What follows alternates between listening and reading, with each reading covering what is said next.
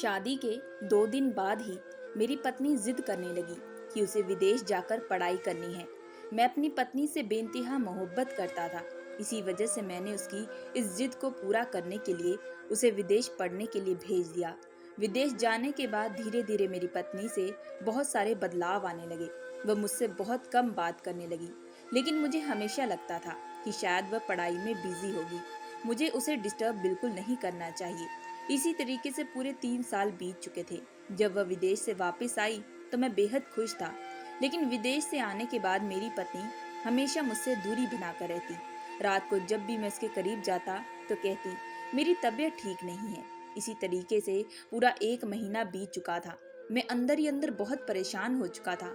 हालांकि मैं एक जवान हट्टा कट्टा मर्द था, मेरे भी अंदर कई सारे जज्बात भरपूर पड़े थे।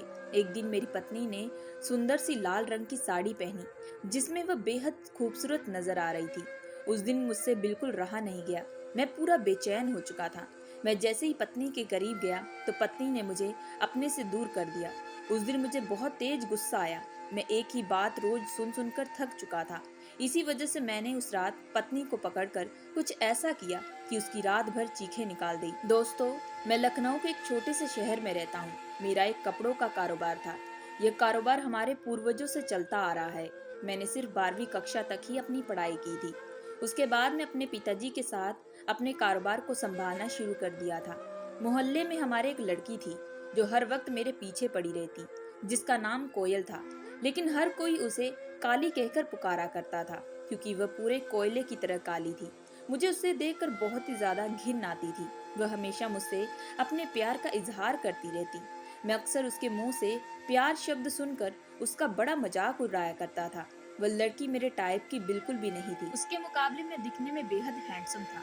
मुझे अपने ही मुकाबले की एक खूबसूरत हसीन लड़की चाहिए थी, जिससे मैं आगे चलकर शादी कर सकूं। लेकिन वह मेरे अकॉर्डिंग बिल्कुल भी नहीं थी। अगर मुझसे शादी भी करता तो दोस्त लोग मेरा बहुत ज्यादा मजाक उड़ाया करते। मोहल्ले का कोई भी लड़का उस लड़की को बिल्कुल भी पसंद नहीं करता था। उसकी खुद की सहेलियां भी उसका बहुत बार मजाक उड़ाया करती थी। दूसरी तरफ मैं अपनी पढ़ाई पर पूरा ध्यान देता था, क्योंकि मैं जल्द से जल्द अपनी पढ़ाई कंप्लीट करके अपने कारोबार को संभालना चाहता था। मुझे बचपन से ही पैसा कमाने का बड़ा ही शौक था। मैं जल्द से जल्द पैसा कमाना चाहता था, लेकिन परिवार वालों ने मुझे कह दिया कि जब तक मैं अपनी 12वीं की कक्षा कंप्लीट नहीं करता, तब तक मैं अपने पिताजी के साथ कारोबार में बिल्कुल भी नहीं बैठ सकता। मैं अपने माता पिता का इकलौता बेटा था। मम्मी पापा अक्सर प्यार से मुझे साहिल कहकर बुलाया करते थे।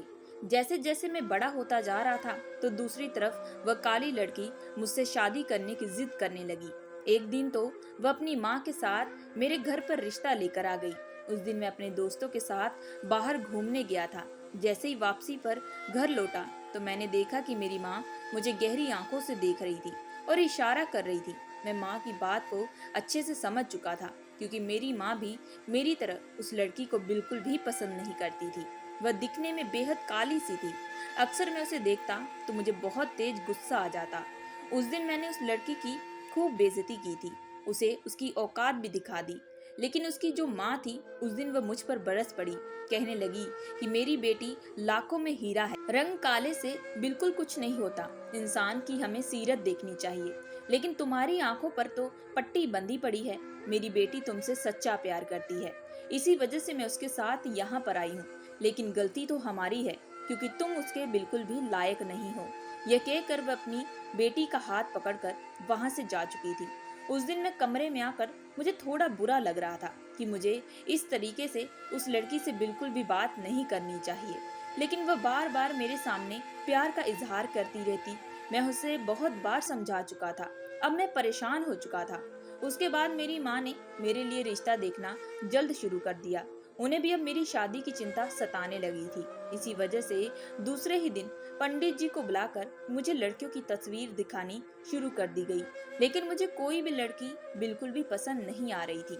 इसी तरीके से पूरे 5 से 6 महीने बीत चुके थे। तभी मैंने एक लड़की की तस्वीर देखी जो दिखने में बेहद खूबसूरत थी, बल्कि मैं तो उसकी खूबसूरती के मुकाबले काफी पीछे था। एक ही नजर में वह लड़की मेरे दिल को छू गई थी। मैंने माँ को तुरंत कहा कि माँ, अब इसी लड़की से मैं शादी करूंगा। माँ ने भी पंडित जी से बात करके दूसरे ही दिन लड़की वालों के घर हम लोग पहुंच चुके थे। मैं अंदर ही अंदर बहुत ज्यादा बेताब हो रहा था। मैं बस जल्द उस लड़की को अपनी आंखों से देखना चाहता था। फिर कुछ देर के बाद वह लड़की मेरी आंखों के सामने आ चुकी थी।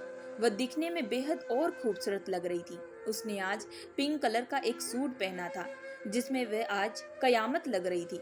मैं तो बस उस लड़की को ही बार बार देखता जा रहा था। तभी माँ ने रिश्ते के लिए बात की। लड़की वालों को भी मैं पसंद आ चुका था। उन्हें भी इस रिश्ते से कोई ऐतराज नहीं था। इसी वजह से पंडित जी को बुलाकर जल्द ही शादी का मुहूर्त भी निकाल दिया गया था। फिर एक हफ्ते के बाद मेरी शादी का मुहूर्त निकला था। मैं बड़ा ही खुश था कि अब मेरी शादी होने वाली है और मुझे जैसी लड़की चाहिए थी अब वो मिल भी चुकी है। लेकिन उसके कुछ दिन बाद माँ कहने लगी कि तुम घर से बाहर बिल्कुल भी मत निकलना, कहीं वो काली लड़की तेरे पीछे न पड़ जाए। अगर उसे शादी के बारे में पता चलेगा कहीं वो टोटके ना करवा दे। मुझे बड़ा ही डर लग रहा है क्योंकि पूरा मोहल्ला जानता है कि वह तेरे साथ शादी करने के लिए काफी समय से पीछे लगी थी। माँ की बात सुनकर मैंने कहा कि माँ, आप बिल्कुल भी चिंता मत करें, ऐसा कुछ नहीं होगा। आप बस सिर्फ मेरी शादी की तरफ ध्यान दें। उसके बाद घर का पूरा माहौल शादी वाला बन चुका था। घर को पूरे अच्छे तरीके से सजाया गया था। फिर बड़े ही धूमधाम के साथ मेरी उस लड़की के साथ शादी हो चुकी थी। अब वो मेरी पत्नी हो चुकी थी। मैं अपनी पत्नी को विदा करके अपने घर वापस ले आया। मैं अंदर ही अंदर बड़ा ही बेताब हो रहा था। शादी में आए हर कोई मेहमान बस मेरी पत्नी की ही तारीफें कर रहे थे। वह बार बार सब लोग यही कह रहे थे कि मेरी पत्नी दिखने में बेहद खूबसूरत है। लोगों के मुंह से अपनी पत्नी की तारीफें सुनकर मैं अंदर ही अंदर बहुत ही ज्यादा खुश हो चुका था। फिर माँ ने हम दोनों पति पत्नी से घर की कुछ रस्में करवाई और उसके बाद मैं अपनी पत्नी के पास अपने कमरे में चला गया। आज मेरे दिलों की धड़कनें थी वह बढ़ने लगी थी। जैसे ही मैं कमरे में गया तो मेरी पत्नी ने एक बड़ा सा घूंघट ओढ़ कर रखा था। उसके बगल में जाते ही मैंने उस पर अपना प्यार लुटाना शुरू कर दिया कि लेकिन तभी अचानक सुहागरात की रात मेरी पत्नी मुझे कहने लगी कि मैं विदेश जाकर पढ़ाई करना चाहती हूँ, क्या आप मेरा ये सपना पूरा करेंगे। उसकी आंखों में उम्मीद साफ नजर आ रही थी। मैं उसे बिल्कुल निराश नहीं करना चाहता था। मैं उसे पहली ही नजर में बेइंतहा मोहब्बत कर बैठा था। इसी वजह से मैं उसे इनकार ना कर पाया। तब उसने कहा कि मैं अपनी जिंदगी की शुरुआत अपनी पढ़ाई पूरी कंप्लीट करने के बाद करना चाहती हूँ, पर मुझे उम्मीद है कि आप मेरी ये इच्छा पूरी करने में पूरी मदद जरूर करेंगे। आप एक अच्छे पति की तरह अपना फर्ज जरूर निभाएंगे। लेकिन तभी मैं सोचने लगा कि अभी मेरी शादी हुई है, मैं तो अपनी पत्नी के साथ जिंदगी बिताना चाहता हूँ। लेकिन फिर मैंने ये सोचा कि अगर मेरी पत्नी विदेश से पढ़ लिख कर आएगी तो मेरी खूब तारीफें भी होंगी, और मेरी पत्नी अगर ज्यादा पढ़ लिख जाएगी तो उसमें मेरे लिए ही तो अच्छा होगा। आने वाले बच्चों को वह घर बैठकर अच्छे से पढ़ा लिखा भी सकती है। मैं उसी रात अपनी पत्नी को वादा किया। फिर अगले ही दिन हम दोनों ही पति पत्नी सुबह देरी से उठे थे। मेरी माँ उस वक्त हमारे कमरे का दरवाजा जोरों से खटखटा रही थी। उसके बाद हम दोनों फ्रेश होकर जैसे ही नीचे आए तो माँ मेरी पत्नी की मुंह दिखाई करने शुरू करने लगी। मोहल्ले की काफी औरतें इस मुंह दिखाई के समय में आई थी। हर किसी के मुंह से मेरी पत्नी की तारीफें ही मैं सुन रहा था। शाम तक जैसे ही मैं अपने पत्नी के करीब गया तो तभी वह कहने लगी कि आपने कल रात को मुझसे वादा किया था, लेकिन आप वह वादा कब पूरा करेंगे।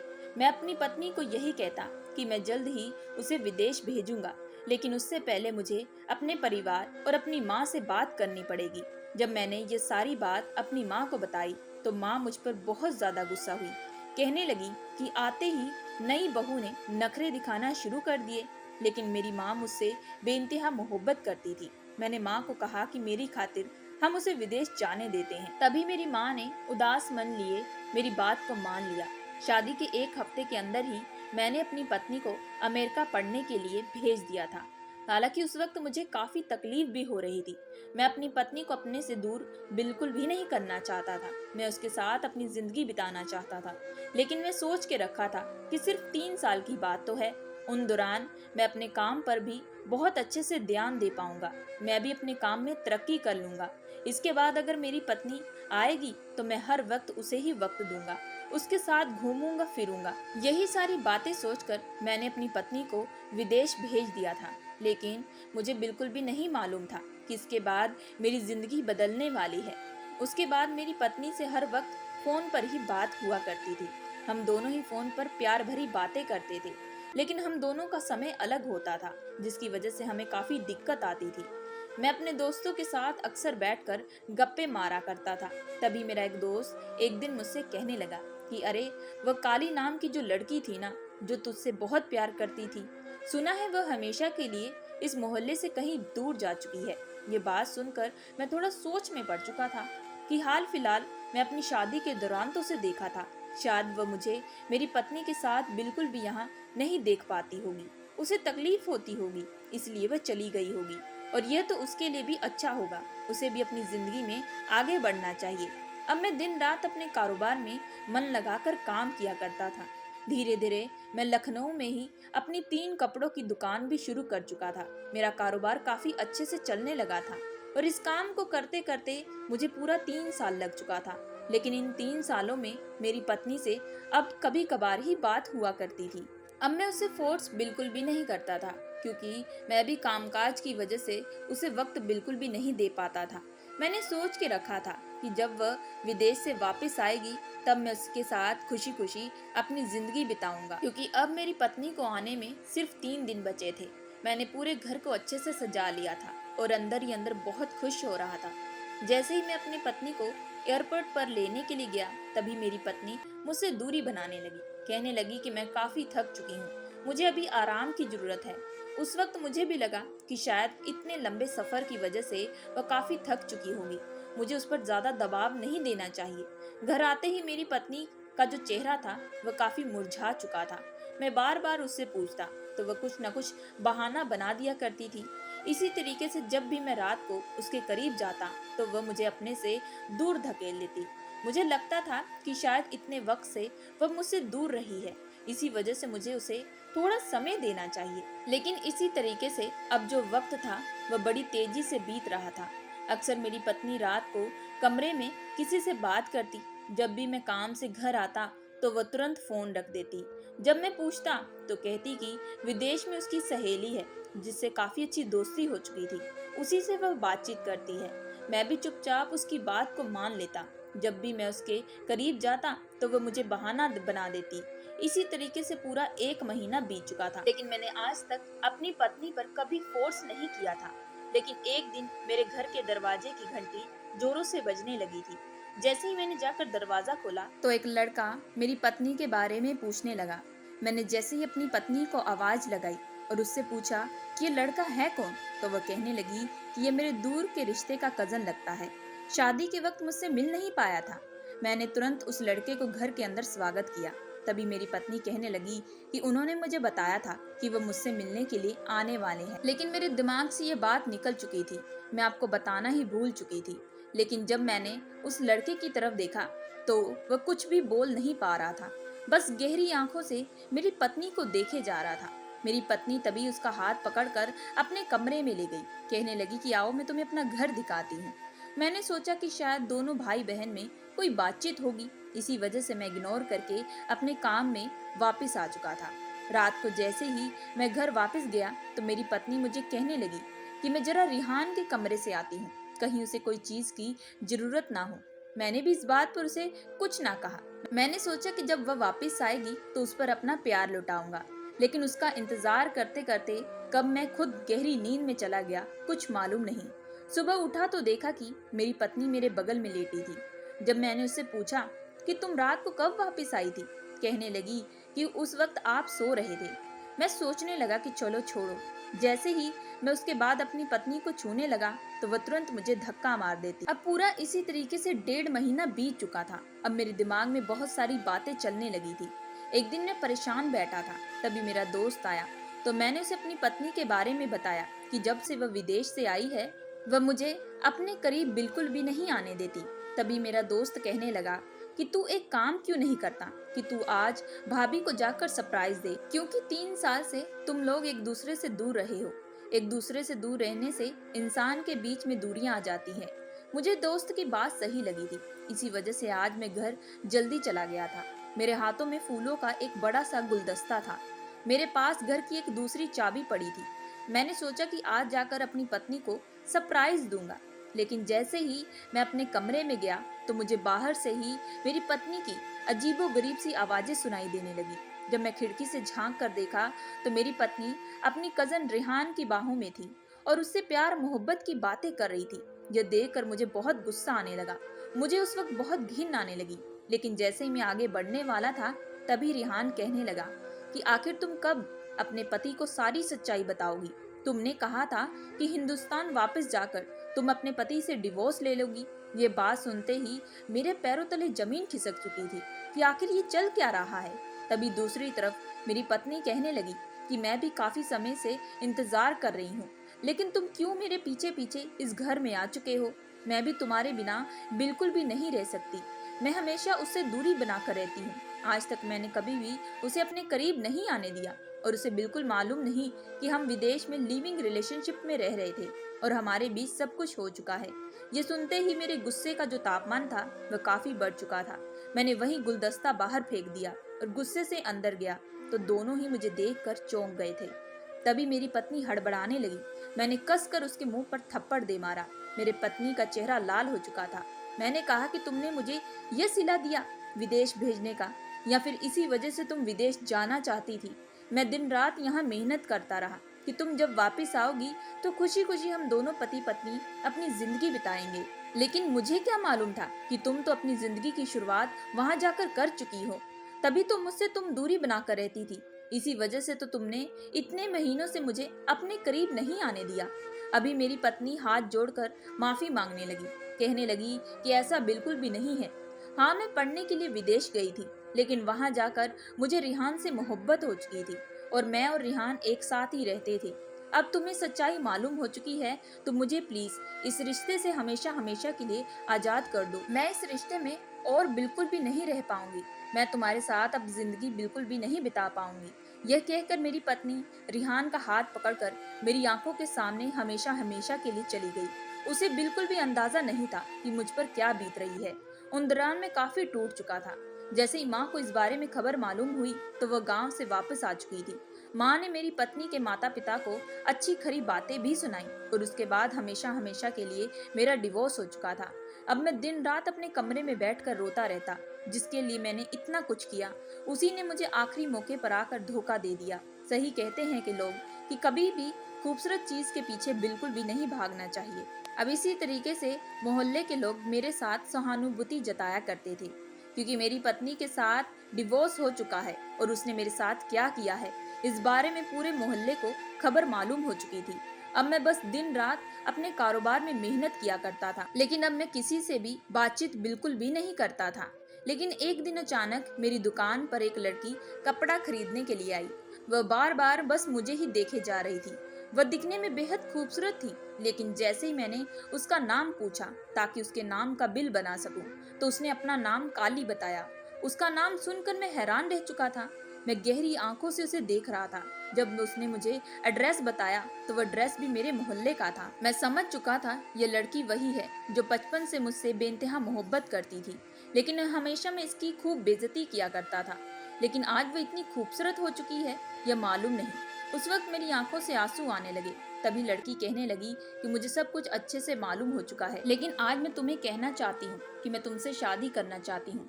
क्या तुम मेरे साथ शादी करने के लिए तैयार हो? यह बात सुनते ही मैं हैरान रह चुका था। मैंने तभी कहा कि मैं तुम्हारे लायक बिल्कुल भी नहीं हूँ। मैंने हर वक्त तुम्हारी बेइज्जती की है। तभी वह लड़की कहने लगी कि जो हुआ उसे भूल जाओ। कभी कभी कुछ चीजें हमारे हाथ में बिल्कुल नहीं होती, और अगर तुम उस वक्त मेरे बारे में इतना बुरा भला ना कहते तो शायद मैं आज इतनी खूबसूरत बिल्कुल ना होती। तुम्हारी शादी के बाद मैं हमेशा के लिए अपने अंकल के यहाँ चली गई। वहाँ जाकर मैंने स्किन के डॉक्टर को अपना चेकअप करवाया और उसके पीछे काफी खर्चा हुआ। बस मैं अपने आप को परफेक्ट करना चाहती थी। तुमने जब मुझे रिजेक्ट किया तो मुझे उस वक्त काफी तकलीफ हुई।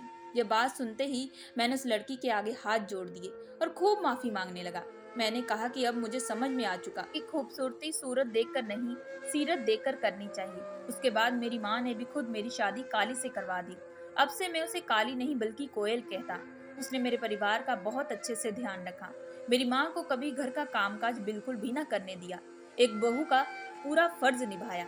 यह देखकर मैं बेहद खुश था, लेकिन अंदर ही अंदर तकलीफ होती थी कि काश मैं इस लड़की से पहले शादी करता। मुझे कभी खूबसूरती के पीछे बिल्कुल भी नहीं भागना चाहिए। दोस्तों, मैं आशा करती हूँ कि आप लोगों को ये कहानी पसंद आई होगी। अगर आप लोगों को ये कहानी पसंद आई है तो प्लीज़ हमारे चैनल को लाइक और सब्सक्राइब जरूर करिएगा एंड बेल आइकन का बटन जरूर दबाइएगा।